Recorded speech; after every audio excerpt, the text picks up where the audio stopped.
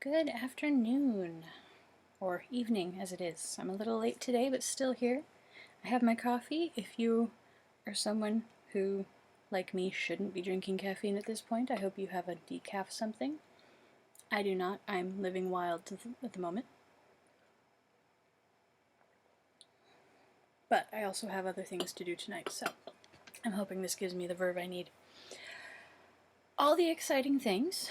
We're continuing Howl today. I can only do one chapter tonight because I got started so late. I just realized that my title is wrong and it says chapter 8. We are in chapter 10. But that'll be good. Yesterday was International Steampunk Day, so happy Steampunk Day. And last night, for Steampunk Day, I got to be on a panel of creators talking about world building over on Geek Girl Con's channel, which, let me give you that because they're amazing. Bum, bum, ba. Come on, do the thing. Ha! It did the thing. I've just posted the link to the Creating Worlds panel. It was super awesome. My co-panelists were fantastic. I loved them all. And I will share links to their stuff with you too. We had a good variety of people. There was one other author, Catherine Lundoff, who has a series about menopausal werewolves, which I still need to look up. It's on my list now of to be read because it just sounds fantastic. Apparently, it's a series about some women who as they're entering menopause, start to become werewolves, and so it's all figuring out those things. I think it sounds hilarious and amazing and wonderful, so I'm gonna go check that out. I'm giving you her website. The other panelists were Hannah Combe, who is a graphic novelist. She's worked on a few different projects, but she's working on one of her own right now. She has a Twitch stream, and I think she just went live a few minutes ago, so you should definitely check her out. And last but not least, there we go, now all the links are in there for you, was Celeste Konowich, who is a senior game developer over at Kobold Press. She works primarily on tabletop games, tabletop RPGs, and such. So it was really cool talking to all of them and getting different perspectives of creating worlds. And if you're creating worlds for a graphic novel or for an interactive game space, all the different quirks and everything that you have to deal with. So it was super fun. They were amazing, all really cool people. You should definitely check them out. They're awesome, and I had a blast. I think we all had a blast. It was really cool just talking with each other and getting inspired by each other's amazingness, which is always the best thing for creative people.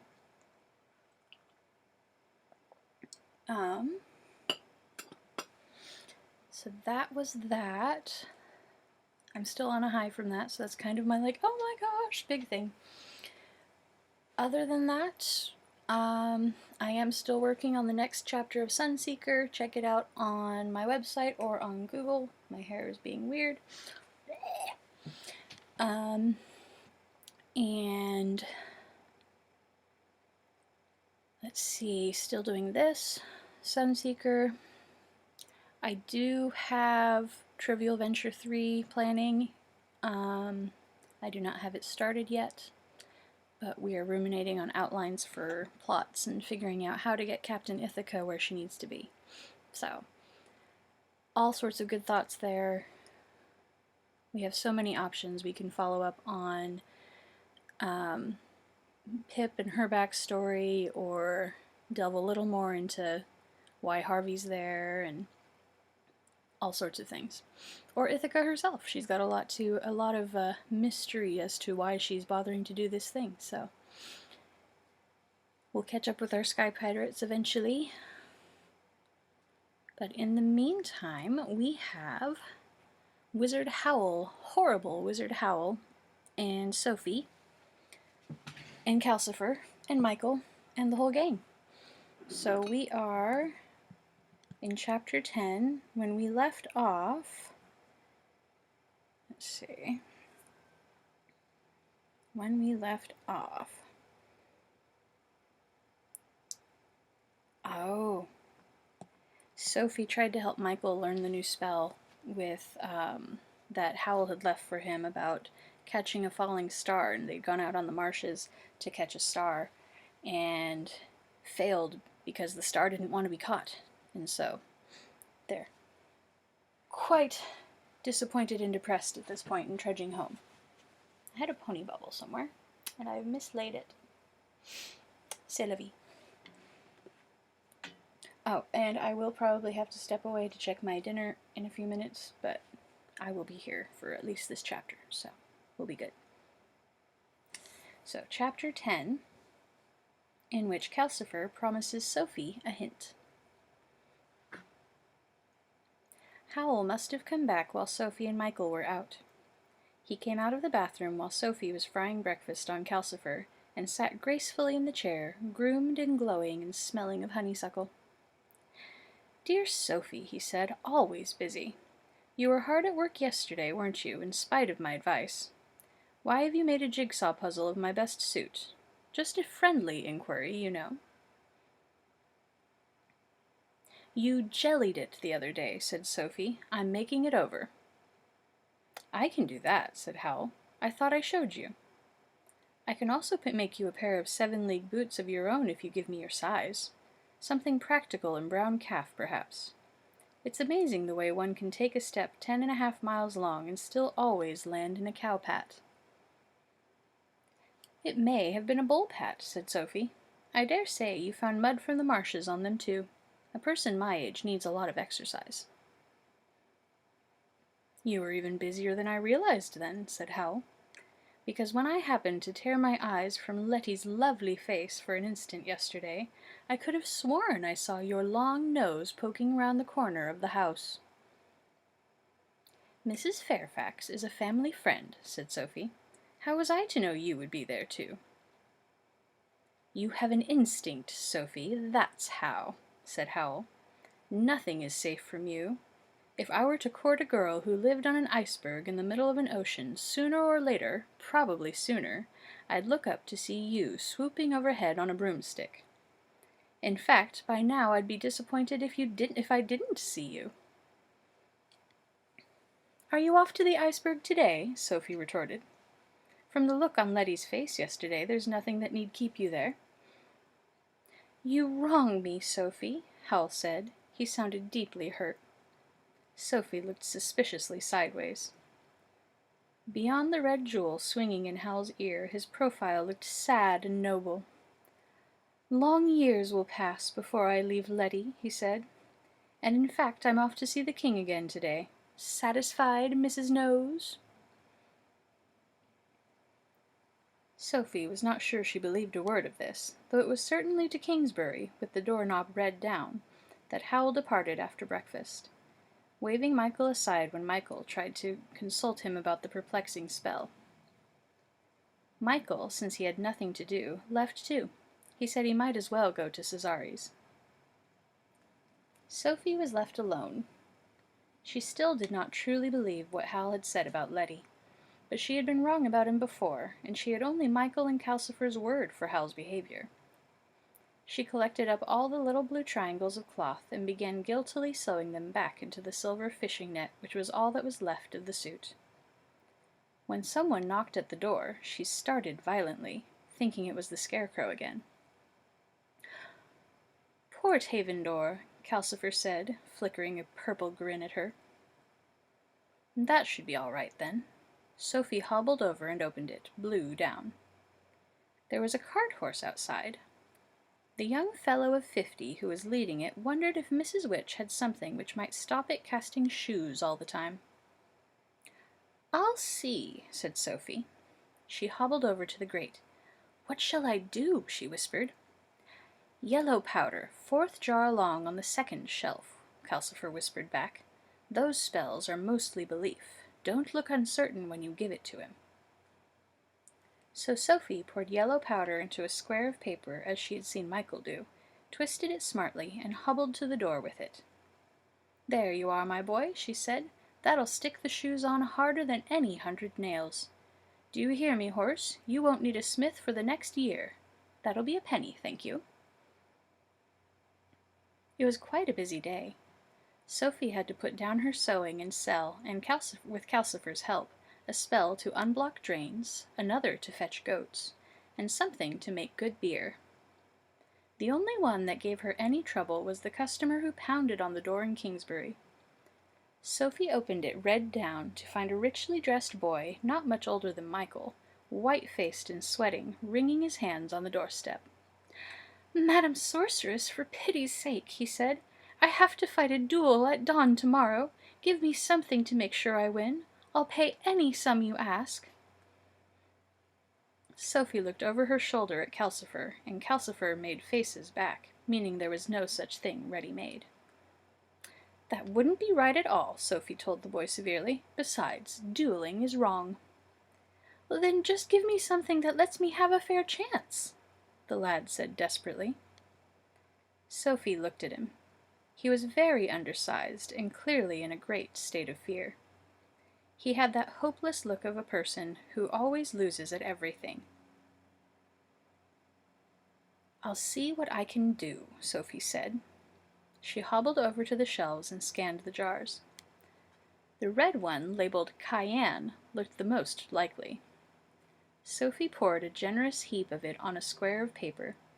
She stood the human skull beside it. "Because you must know more about this than I do," she muttered at it. The young man was leaning anxiously round the door to watch. Sophie took up a knife and made what she hoped looked like mystic passes over the heap of pepper. "You are to make it a fair fight," she mumbled. "A fair fight, understand?" She screwed the paper up and hobbled to the door with it. "Throw this in the air when the duel starts," she told the undersized young man, "and it will give you the same chance as the other man. After that, whether you win or not depends on you." The undersized young man was so grateful that he tried to give her a gold piece. Sophie refused to take it, so he gave her a 2-penny bit instead and went away whistling happily. "I feel a fraud," Sophie said, as she stowed the money under the hearthstone. "But I would like to be there at that fight."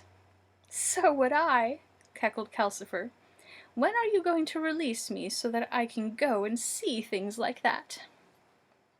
"When I've got even a hint about this contract," Sophie said. "You may get one later today," said Calcifer. Michael breezed in toward the end of the afternoon. He took an anxious look round to make sure Howl had not come home first, and went to the bench, where he got things out to make it look as if he had been busy, singing cheerfully while he did. "I envy you, being able to walk all that way so easily," Sophie said, sewing a blue triangle to silver braid. "How was my niece?" Michael gladly left the workbench and sat on the stool by the hearth to tell her all about his day. Then he asked about Sophie's. The result was that when Howl shouldered the door open with his arms full of parcels, Michael was not even looking busy. He was rolling around on the stool, laughing at the dueling spell. Howl backed into the door to shut it and leaned there in a tragic attitude. "Look at you all," he said. "Ruin stares me in the face. I slave all day for you all, and not one of you, even Calcifer, can spare time to say hello." Michael sprang up guiltily, and Calcifer said, "I never do say hello." "Is something wrong?" asked Sophie. "That's better," said Howl. "Some of you are pretending to notice me at last. How kind of you to ask, Sophie. Yes, something is wrong. The king has asked me officially to find his brother for him, with a strong hint that destroying the Witch of the Waste would come in handy too. And you all sit there and laugh." By now it was clear that Howl was in a mood to produce green slime any second. Sophie hurriedly put her sewing away. "I'll make some hot buttered toast," she said. Is that all you can do in the face of tragedy? Howl asked. Make toast? No, don't get up. I've trudged here laden with stuff for you, so the least you can do is show polite interest. Here." He tipped a shower of parcels into Sophie's lap and handed another to Michael. Mystified, Sophie unwrapped the things. Several pairs of silk stockings, 2 parcels of the finest cambric petticoats, with flounces, lace, and satin insets.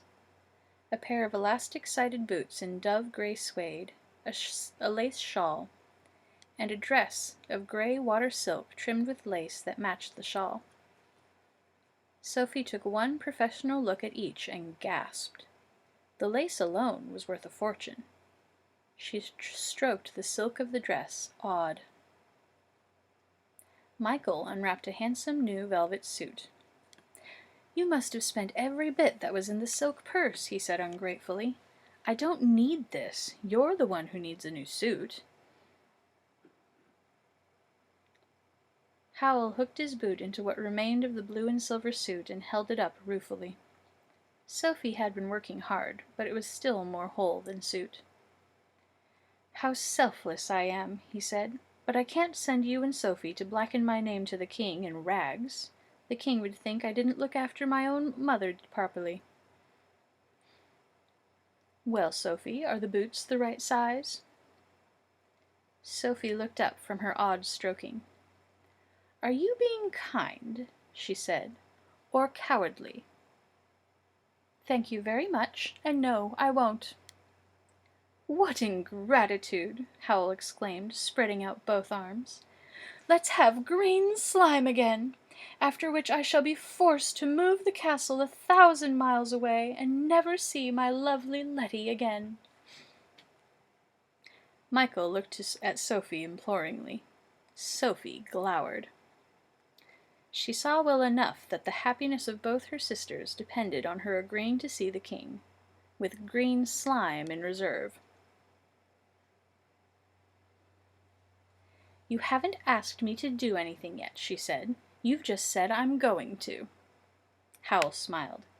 "And you are going to, aren't you?" "All right. When do you want me to go?" Sophie said. "Tomorrow afternoon," said Howl. Michael can go as your footman. The king's expecting you." He sat on the stool and began explaining very clearly and soberly just what Sophie was to say. There was no trace of the green slime mood now that things were going Howl's way. She wanted to slap him. "I want you to do a very delicate job," Howl explained, "so that the king will go on giving me work, like the transport spells, but not trust me with anything like finding his brother. You must tell him how I've angered the Witch of the Waste and explain what a good son I am to you, but I want you to do it in such a way that he'll understand I'm really quite useless." Howl explained in great detail. Sophie clasped her hands around the parcels and tried to take it all in, though she could not help thinking, if I was the king, I wouldn't understand a word of what the old woman was driving at. Give me 2 seconds to check my dinner, and I'll be right back.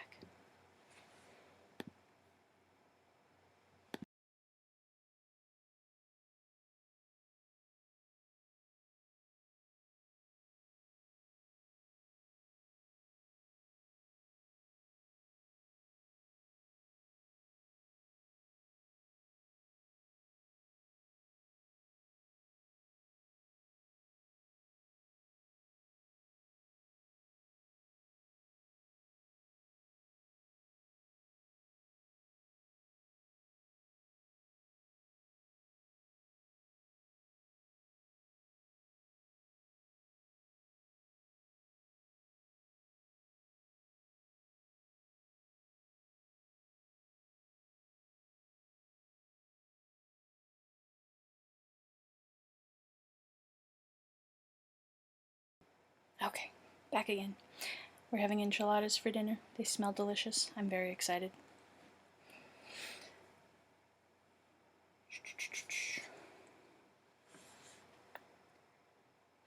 Michael, meanwhile, was hovering at Howl's elbow, trying to ask him about the perplexing spell.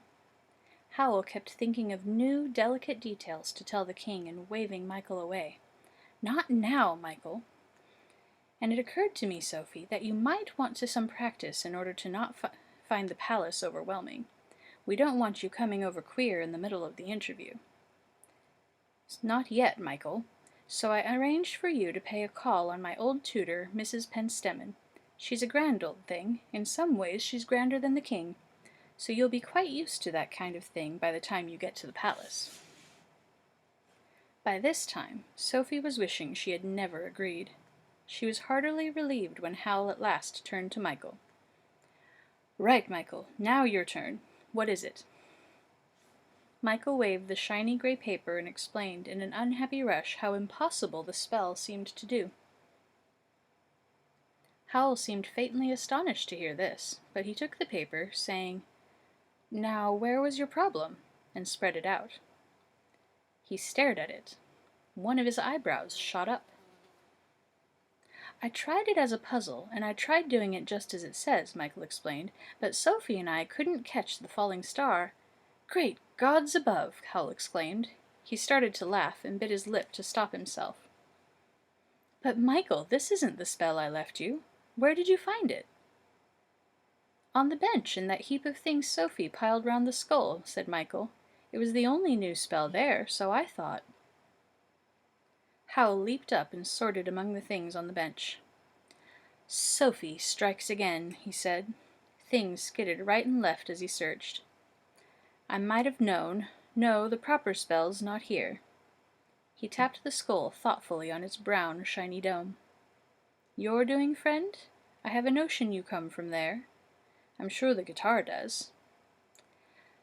Sophie, dear." "What?" said Sophie. "Busy old fool, unruly Sophie," said Howl. "Am I right in thinking that you turned my doorknob black side down and stuck your long nose through it?" "Just my finger," Sophie said with dignity. "But you opened the door," said Howl, "and anything Michael thinks is a spell must have... and the thing that Michael thinks is a spell must have got through. Didn't it occur to either of you that it doesn't look like spells usually do?" "Spells often look peculiar," Michael said. "What is it, really?" Howl gave a snort of laughter. "Decide what this is about. Write a second verse. Oh, Lord," he said, and ran for the stairs. "I'll show you," he called as his feet pounded up them. "I think we wasted our time rushing round the marshes last night," Sophie said. Michael nodded gloomily. Sophie could see he was feeling a fool. "It was my fault," she said. "I opened the door." "What was outside?" Michael asked with great interest. But Howl came charging downstairs just then. "I haven't got that book after all," he said. He seemed upset now. "Michael, did I hear you say you went out and tried to catch a shooting star?" "Yes, but it was scared stiff and fell in a pool and drowned," Michael said. "Thank goodness for that." "It was very sad," Sophie said. "Sad, was it?" said Howl, more upset than ever. "It was your idea, wasn't it? It would be. I can just see you hopping about the marshes encouraging him. Let me tell you, that was the most stupid thing he's ever done in his life. He'd have been more than sad if he'd chanced to catch the thing, and you—" Calcifer flickered sleepily up the chimney. "What's all this fuss about?" he demanded. "You caught one yourself, didn't you?" "Yes, and Hal began, turning his glass marble glare on Calcifer. But he pulled himself together and turned to Michael instead. "Michael, promise me you'll never try to catch one again." "I promise," Michael said willingly. "What is that writing, if it's not a spell?" Howl looked at the gray paper in his hand. "It's called Song, and that's what it is, I suppose. But it's not all here, and I can't remember the rest of it." He stood and thought as if a new idea had struck him, one which obviously worried him. "I think the next verse was important," he said. "I'd better take it back and see." He went to the door and turned the knob black down. Then he paused. He looked round at Michael and Sophie, who were naturally enough both staring at the knob. "All right," he said. "I know Sophie will squirm through somehow if I leave her behind, and that's not fair to Michael. Come along, both of you, so I've got you where I can keep an eye on you." He opened the door on the nothingness and walked into it. Michael fell over the stool in his rush to follow. Sophie shed parcels right and left into the hearth as she sprang up, too. "Don't let any sparks get on those," she said hurriedly to Calcifer. "If you promise to tell me what's out there," Calcifer said. "You had your hint, by the way." "Did I?" Sophie said Sophie. Blah, blah, blah. There's a lot of saids and Sophies and stuffs. She was in too much of a hurry to attend. Alright. So definitely a shorter stream today, but I love you all. I will be back later. Have a great week. Read good stories. Tell me about them. And we'll catch you later.